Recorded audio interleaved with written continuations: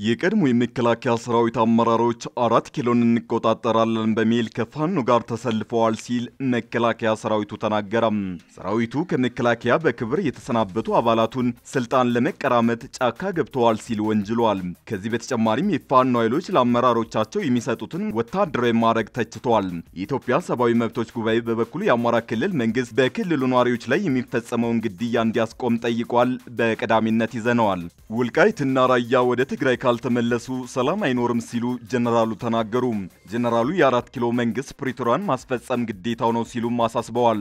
እነ ኮሎኔል ደመቀ በላዩ ሰራዊት እያስመረቁ ወታደራዊ ዝግጅቱን ባጣጣፉበት በዚህ ወቅት የትግራይ ታጣቂዎች ትጥቅ መፍታት ጀምረዋል። ተቋርጦ የነበረው የህወሓት ታጣቂዎች ትጥቅ መፍታት ዛሬ ተጀምሯል። እንመለስበታለን። የመገናኛ ብዙሃን ባለሙያዎች የድምጻዊ አንዱዓለም ጎሳ የችሎትን ሂደት እንዳይታደሙ በፍርድ ቤት ታገዱ።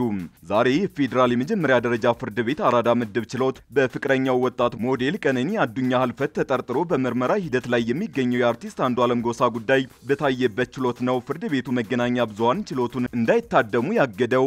እናስደምጣችኋለን። ጤና ይስጥልን ውድ የአንድ አፍታ ቤተሰቦች፣ ሰላምታችን በያላችሁበት የዓለም ዳርቻ ይድረሳችሁ። ከአንድ አፍታ ለአሁኑ መደመጥ አለባቸው ያልናቸውን ዜናዎች ወደ እናንተ የምናደርስበት ሰዓት ላይ ተገኝተናል። አብራችሁን ትቆዩ ዘንድ ግብዣችን ነው።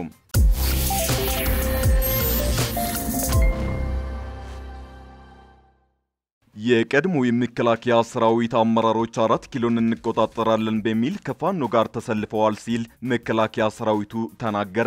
ሰራዊቱ ከመከላከያ በክብር የተሰናበቱ አባላቱን ስልጣን ለመቀራመት ጫካ ገብተዋል ሲል ወንጅሏል። ከዚህ በተጨማሪም የፋኖ ኃይሎች ለአመራሮቻቸው የሚሰጡትን ወታደራዊ ማዕረግ ተችቷል። የኢትዮጵያ ሰብአዊ መብቶች ጉባኤ በበኩሉ የአማራ ክልል መንግስት በክልሉ ነዋሪዎች ላይ የሚፈጸመውን ግድያ እንዲያስቆም ጠይቋል። 2 ዓመታትን ሊደፍን የተቃረበው የአማራ ክልል የትጥቅ ግጭት ባለፉት ሳምንታት መባባሱን ነዋሪዎች ይናገራሉ።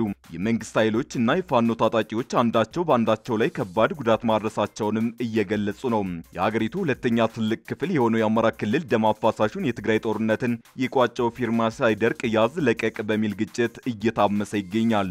በክልሉ በቀጠለው ወታደራዊ ግጭት መከላከያም ፋኖም የተለያዩ መረጃዎችን ነው የሚያሰራጩት። የመከላከያ ሰራዊት ትናንት ባሰራጨው መረጃው ደግሞ የቀድሞ ሰራዊቱ አባላትና አመራሮች 4 ኪሎን እንገባለን በሚል ስሌት ጽንፈኛ ካላቸው የፋኖ ታጣቂዎች ጋር እንደተሰለፉ ተናግረዋል። ሰራዊቱ ባጋራው ጽሑፍ የአማራ ህዝብ ችግር ሊያከትም ተቃርቧል፣ በቅርቡ 4 ኪሎ እንገባለን፣ የማይቀለበስ ዘመቻ እናደርጋለን የሚሉ እነኛ ከተከበረው ተቋማቸው በክብር ተሰናብተው ሌላ ስልጣን ለመቀራመት ጫካ የገቡ አዝማቾች ከአንደኛው ዋሻ ወደ ሌላኛው ዋሻ በሰውና በከዘራ እየተንቀሳቀሱ በማይመሩትና በማይሳተፉበት ውጊያ የአማራን ወጣት ተዋጋና ሞት ታሪክን በክብር አስቀምጥ እያሉ ለልቂት እየዳረጉት እየጋበዙት ይገኛሉ ሲል የቀድሞ የሰራዊቱ አመራሮች ከፋኖ ጎን ተሰልፈው እየተዋጉ እንደሚገኙ ይፋ አድርጓል። ሰራዊቱ ጽንፈኛና አሸባሪ ሲል የሚጠራቸውን የፋኖና ኦሮሞ ነጻነት ሰራዊት ቡድኖችን በድጋሚ የውጭ ኃይሎች ተላላኪ ሲል በዚህ ጽሑፉ ላይ ከሷል። የታጣቂ ቡድኖቹን ዓላማ ከሽፏል ሲል የሚቀጥለው ጽሑፉ ሰራዊቱን የገጠመው ሁሉ ተደምስሷል፣ ተማርኳል፣ የተረፈውም ጫካ ገብቷል ሲል በጦርነቶች ድል እንዳገኘ ይገልጻል። ከዚህ በተጨማሪም የፋኖ ታጣቂዎች ለአመራሮቻቸው የሚሰጡትን ወታደራዊ ማዕረግ ተችቷል። በውትድርና ዓለም የማዕረግ እድገት ማግኘት የሚቻለው ተቋማዊ አሰራር የያዘውን መስፈርት ማሟላት ሲቻል እንደሆነ ይታወቃል ያለው ጽሑፉ፣ ሆኖም እነዚህ ኃይሎች ለሚገድለው አመራራቸው የማይመጥን ማዕረግ ይሰጣሉ ሲል ከሷል። በክልሉ ሁለቱም ኃይሎች በእንዲህ መልኩ እየተወነጃጀሉ ንጹሃንም እየተገደሉ ውጊያው ቀጥሏል። በተፋላሚዎች ተኩስ ንጹሃኖች ሰለባ እየሆኑ ነው። የኢትዮጵያ ሰብአዊ መብቶች ጉባኤ ዛሬ ያወጣው ሪፖርትም ይህንኑ ያስረግጣል። ጉባኤው የአማራ ክልል መንግስት በክልሉ ነዋሪዎች ላይ የሚፈጸመውን ግድያ እንዲያስቆም ጠይቋል። በክልሉ በቀጠለው ግጭት በሁለቱም ኃይሎች የክልሉ ነዋሪዎች የጥቃትና ግድያ ሰለባ እየሆኑ መምጣቱን የሚገልጸው ሪፖርቱ ለአብነትም የፋኖ ታጣቂዎች በመጋቢት አጋማሽ በመምህራን ላይ የፈጸሙት ግድያና በየካቲት ወር በጎጃም የተፈጸመው የአየር ጥቃትን ጠቅሷል። መንግስትም ታጣቂዎችም ለድርድር ዝግጁ እንዲሆኑ የጠየቀው ጉባኤው መንግስትም በክልሉ የሚፈጸሙ ግድያዎችን እንዲያስቆም ጠይቋል። ወልቃይትና ራያ ወደ ትግራይ ካልተመለሱ ሰላም አይኖርም ሲሉ ጀነራሉ ተናገሩ።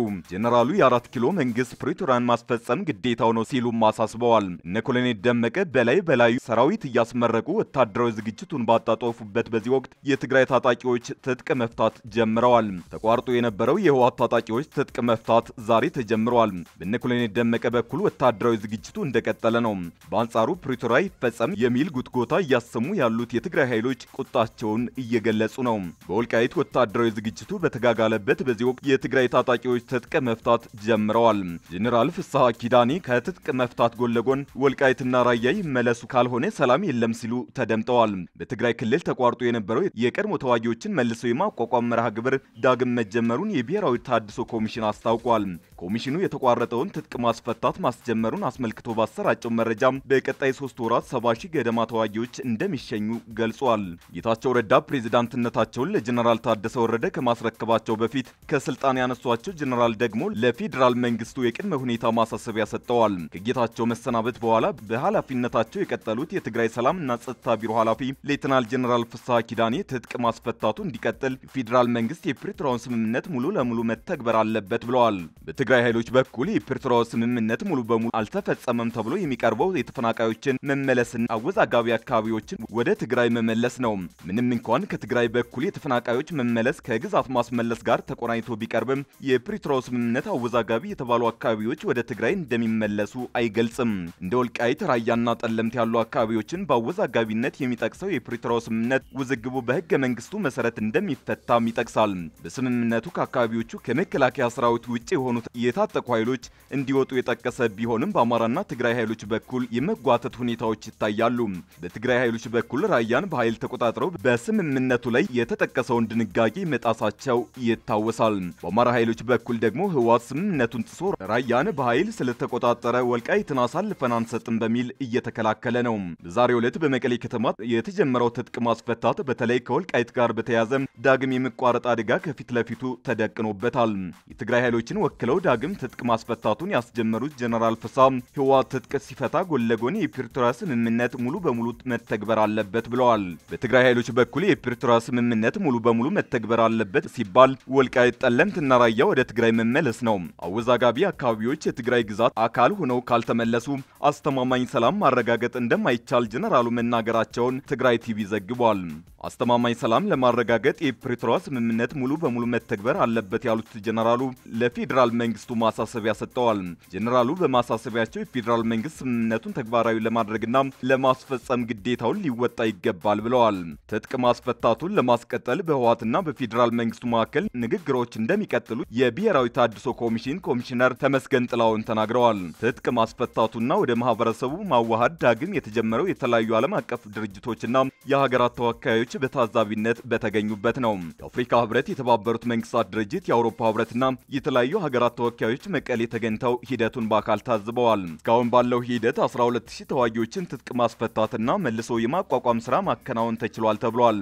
በቀጣይ 3 ወራትም 60 ሺህ የቀድሞ ተዋጊዎችን መልሶ ለማቋቋም እቅድ መያዙን ተመላክቷል።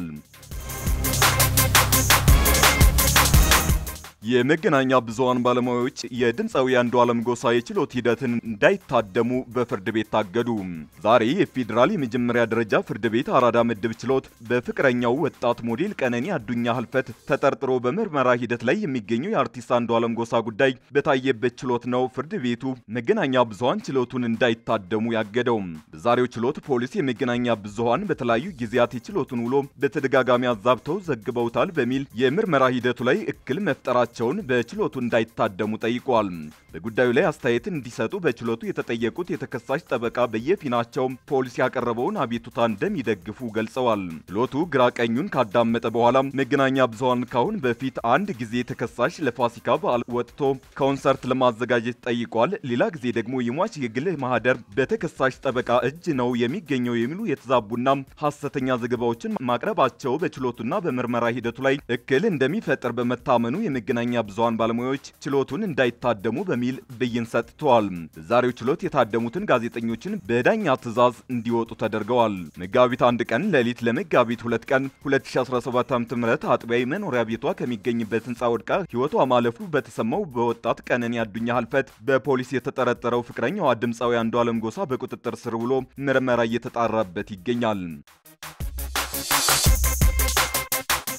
ሶማሌላንድ በአዲሱ ውጥረት የተነሳ ከሶማሌ ጋር የነበራትን ድርድር አቋረጠች። የሶማሊያ ተገንጣይ ክልል ሶማሌላንድ አስተዳደር እንዳስታወቀው ከሶማሊያ ጋር የነበረውን ድርድር ማቋረጡን አስታውቋል። የሶማሊያ ጠቅላይ ሚኒስትር ሐምዛ አብዲ ባሬ በቅርቡ በካቱቶ ግዛት ጦር ቁጥጥር ስር በምትገኘው የሱል ክልል የአስተዳደር ዋና ከተማ ላስኖድ ከተማ መጎብኘታቸው ይታወሳል። የተገነጠለው ክልል የማስታወቂያ ሚኒስትር በሐርጌሳ የካቢኔ ስብሰባውን ካጠናቀቀ በኋላ ባወጣው መግለጫ ሶማሊያ በሰላም አብሮ የመኖርና የመነጋገር መንገድን በማያሸማ ሁኔታ ትታለች ብሏል።